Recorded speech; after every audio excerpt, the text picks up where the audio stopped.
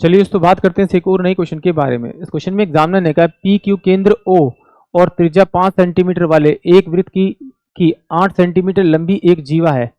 P और Q पर स्पर्श रेखाएं बिंदु टी पर प्रतिच्छेद करती हैं, तो टी पी की लंबाई बताइए। देखो, अगर आपने 10th में ठीक से पढ़ा होता है ना 10वीं क्लास में, तो ये आपका ना फेवरेट क्वेश्चन है एग्जामिनर का 10th क्लास का।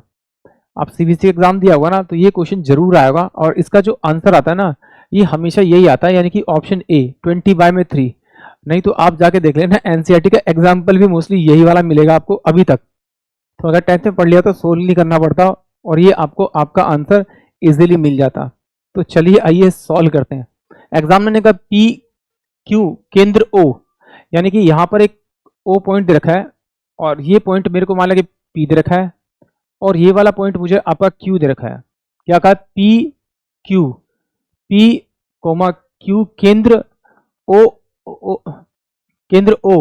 और त्रिज्या 5 सेंटीमीटर वाले वृत्त पर 8 सेंटीमीटर लंबी जीवा है। ठीक है, पी और क्यू पर स्पर्श रेखाएं बिंदु टी पर मीट करते हैं, यानी सिंपल सी बात करते हैं।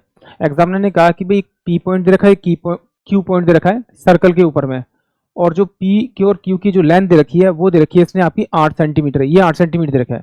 और कह रहा है कि पी से एक टेंजेंट निकला और क्यू से एक टेंजेंट स्पर्श रेखा निकली, वो उसे जो है टी पॉइंट पर मीट करते हैं।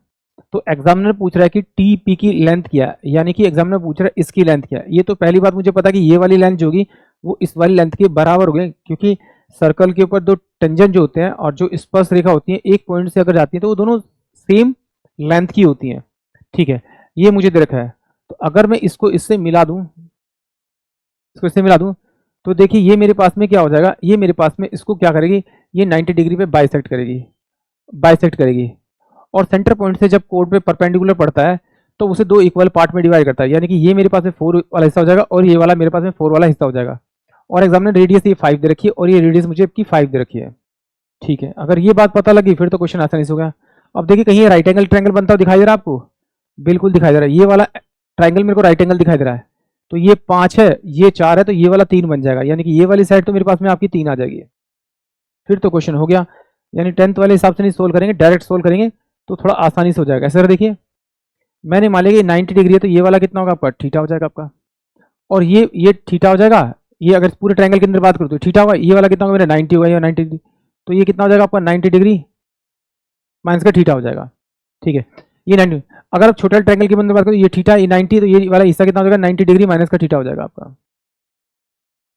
अब सिमिलर वाला फॉर्मूला लगाते हैं। सिमिलर वाला फॉर्मूला क्या कहता है कि अगर भाई कोई ट्रायंगल, आपके दो ट्रायंगल दे रखे हैं आपके, ये वाला एंगल छोटे वाले ट्रायंगल के अंदर है और ये वाला एंगल बड़े वाले ट्रायंगल के अंदर है, और ये वाला एंगल इस वाले एंगल के बराबर है, यानी किसी भी त्रिभुज के अगर दो कोण अगर बराबर प्रूफ हो रहे हैं तो वो सिमिलर प्रूफ यानी समरूप प्रूफ हो जाते हैं।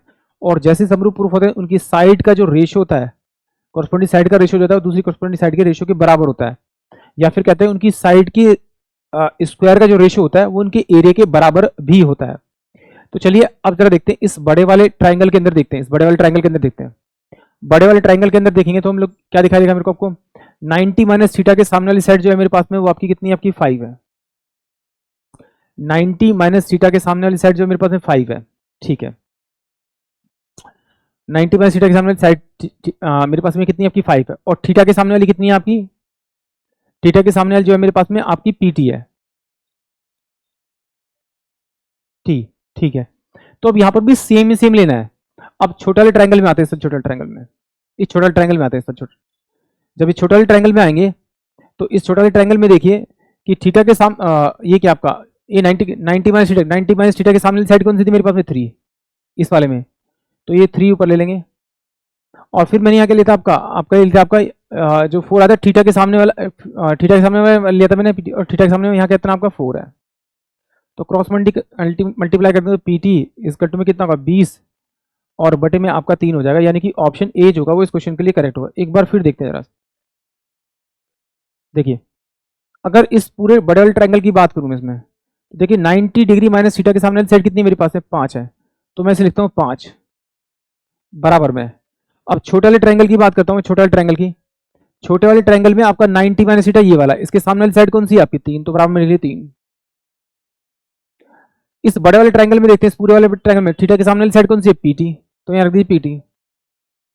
और छोटे वाले ट्रायंगल में देखेंगे तो कितना थीटा के सामने वाली साइड कितनी होगी मेरे पास में 4, तो मैंने 4 रख दिया।